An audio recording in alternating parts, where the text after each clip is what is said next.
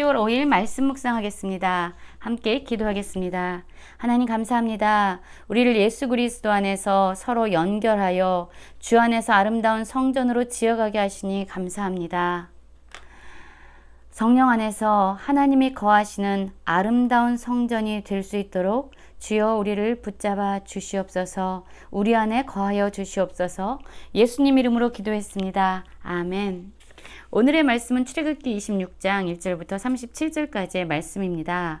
말씀을 함께 살펴보시기 전에 개인적으로 말씀을 꼭 읽으시고 묵상하는 시간 가지시기 바랍니다. 26장 1절입니다. 너는 성막을 만들되 가늘게 꼰 배실과 청색, 자색, 홍색 실로 그룹을 정교하게 수놓은 10폭의 휘장을 만들지니 매 폭의 길이는 26규빗, 너비는 4규빗으로 각 폭의 장단을 갖게 하고 그 휘장 5폭을 서로 연결하며 다른 5폭도 서로 연결하고 그 휘장을 이을 끝폭가에 청색골을 만들며 이어질 다른 끝폭가에도 그와 같이 하고 라는 말씀으로 이어지고 있습니다. 오늘의 말씀은요, 하나님께서 성막의 덮개를 어떻게 만드실 것인지에 대한 이야기가 나오고 있습니다. 그리고 또한 이 성막을 지지할 수 있는, 그 덮개를 지지할 수 있는 널판을 만드는 것에 대해서 또한 말씀하고 있습니다. 그리고 지성소와 성소를 나누는 휘장에 대해서 어떻게 만들어야 되는지 말씀하고 있습니다. 우리는 지금까지 출애굽기를 살펴보고 있죠. 1장부터 18장까지는 애굽에서 종노릇하던 이스라엘 백성들을 하나님께서 어떻게 구원해 내셨는지에 대해서 말씀해주고 있습니다. 그리고 19장부터 40장까지는 하나님께서 왜 이스라엘 백성들을 출애굽시키셨는지 그 목적에 대해서 말씀해주고 있습니다. 특별히 19장부터 24장까지는 시내산에서 하나님이 모세를 부르시고 그에게 하나님의 거룩한 백성으로 어떻게 살아가야 되는지 그 기준인 율법과 계명을 주셨습니다.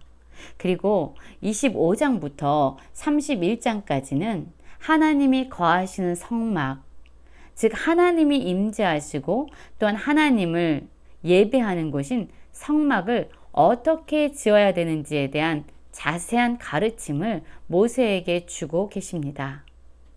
그리고 35장부터 이제 40장까지는요, 실제적으로 이스라엘 백성들이 하나님의 말씀을 따라서 모세를 통해서 전해진 하나님의 말씀에 따라서 성막을 짓는 이야기가 계속적으로 이어지게 됩니다. 1절을 보면은요, 성막을 어떻게 만들어야 되는지 말씀하고 있는데요. 다양한 실이 언급되어지지요. 가늘게 꼰 배실인데 청색, 자색, 홍색 실로 그룹을 정교하게 수놓아라 라고 말씀하고 있습니다. 그래서 이제 이 휘장을 만들게 됩니다. 그래서 성막의 지붕과 그 외벽을 덮는 역할을 하게 되죠. 이 성막을 어떻게 지어야 되는지 지속적으로 이렇게 내려가다 보면은요, 반복되어지는 말씀이 나타납니다. 어떤 말씀이 나타나냐면요, 연결하다, 연결하다, 또 연결하다 라는 말씀이요, 계속적으로 반복적으로 나오고 있습니다. 그렇습니다. 이 성막은요, 조각조각으로 나눠져 있는 것이 아니라 모든 것이 다 연결되어져서 하나님의 임재하는 그 장소인 성막의 지붕이 되어지고 또한 바깥의 벽을 덮는 역할을 하게 됩니다. 그래서 이 성막은요, 아주 값비싼 천 위에 염소털을 덮고 또한 그 다음에 순양의 가죽과 해달의 가죽으로 그 윗덮개를 만들므로써 완성되어집니다.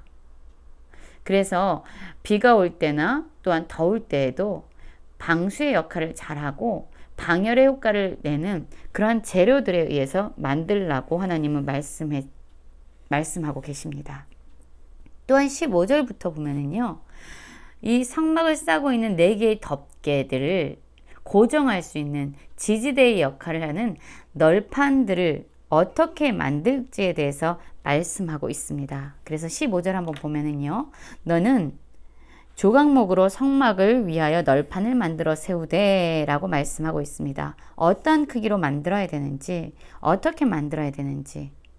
이 널판 역시요, 연결하다라는 단어가 반복적으로 사용됩니다. 이 조각목은 아카시아과에 속하는 나무입니다. 이 나무로 단단하게 널판을 만들어서 성막을 싸고 있는 4개의 덮개를 단단히 고정하라고 말씀하고 있습니다. 그렇습니다. 우리 교회 공동체나 우리가 속해 있는 그런 공동체들은 서로가 필요합니다. 서로를 지지해 줘야 되고, 서로를 지탱해 주어야 되고, 서로를 세워주고 붙들어 주어야 합니다. 그리고 서로 덮어줌으로써 아름다운 성전이 서로 지어지도록 해야 합니다. 그래서 말씀에서 보면은요, 이 조각목을 가지고 널판을 어떻게 만들어야 되는지에 대해서 지속적으로 말씀해 주고 있죠. 그러나 우리가 이 성막과 또한 널판을 만드는 것을 보면서요, 가장 중요한 것은 바로 30절의 말씀입니다. 30절의 말씀을 보면은요, 너는 산에서 보인 양식대로 성막을 세울지니라 라고 말하고 있습니다. 하나님이 임재하시는 장소, 하나님이 거하시는 장소, 그리고 이스라엘 백성들이 그 광야의 삶을 사는 동안 어디로 가든지 하나님 분명히 인도하시고 그들을 이끄실 텐데, 그들이 가는 곳마다 하나님께서는 그 성막을 함께 이동하도록 움직일 수 있는 성막으로 만들도록 하셨습니다. 그것은 어제도 말씀드린 것처럼 하나님은 그들이 어디에 있든지 바로 그들과 함께 하기를 원하셨던 겁니다. 그리고 이 성막을 짓는 분은, 이 성막의 설계자는 바로 하나님이셨습니다.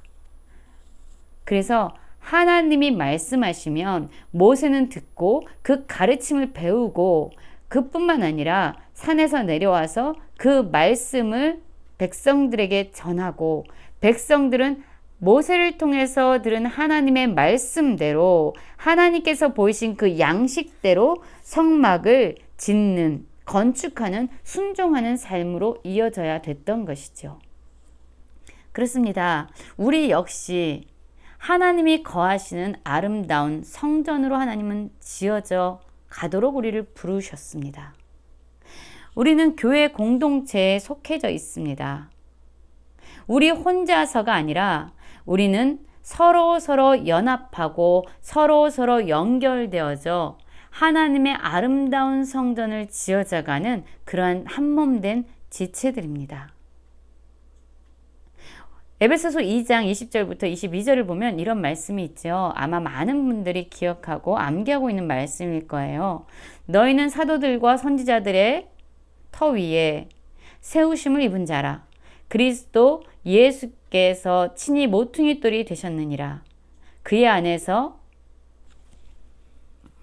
건물마다 서로 연결되고 주 안에서 성전이 되어지고, 너희도 성령 안에서 하나님이 거하실 처소가 되기 위해서 그리스도 예수 안에서 함께 지어져 간다라는 말씀이 있습니다. 그렇습니다. 우리는 예수 그리스도 안에서 하나님이 거하시는 성전으로 지어져 가는 자들입니다. 우리는 서로 연합해야 되고요, 연결되어 있어야 합니다. 그 연결의 중심은 바로 우리의 모퉁이 돌이 되신 예수 그리스도가 되어야 되는 것이죠. 31절에서 보면은요, 이제 하나님께서는 휘장을 만들라고 말씀하십니다. 이 휘장도 청색, 자색, 홍색 실과 또한 가늘게 꼰 배실로 짜서 만들라고 말합니다. 이 휘장은 바로 지성소와 성소를 구별하는 데 사용되는 도구입니다. 금 갈고리로 내 기둥 위에 늘어뜨리고 내 기둥은 조각목으로 만들고 금으로 싸서 내 은받침 위에 둘지라 라고 말씀하면서 이 휘장이 또한 어떻게 만들어져야 되는지, 또한 그것의 역할은 바로 성소와 지성소를 구분하는 것이다 라고 말씀하고 있습니다. 지성소는 우리 어제 그림에서도 살펴본 것처럼 하나님의 언약궤, 증거궤가 있는 곳입니다. 그리고 성소에는 분향단과 떡상과 등잔대가 있었던 곳이죠. 이것을 구분하는 장소로 하나님은 휘장을 만들라고 하셨습니다.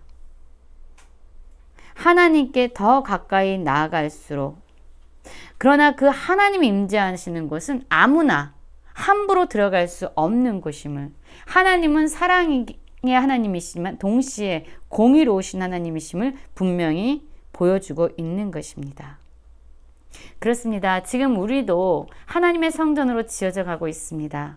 그런데 우리의 삶의 모습은 누구의 의견에 따라 지어져 가고 있습니까? 혹시 내 감정, 내 생각, 내 뜻대로 마음껏 살아가면서 나는 하나님의 백성이고 내 안에는 하나님이 거하신다라는 생각 속에 살아가고 있지 않습니까? 하나님이 거하시는 진정한 성전이 되기 위해서, 우리가 예수 그리스도 안에서 서로 연결되어서 아름다운 성전으로 연합하여 지어져 가기 위해서는 우리의 생각과 우리의 뜻이 아니라 오직 하나님의 말씀이 필요합니다. 하나님의 말씀대로 지어져가는 아름다운 성전이 됨으로 말미암아 하나님의 임재 가운데 하나님과 친밀히 교제하는 모든 성도님들 되시길 간절히 기도합니다.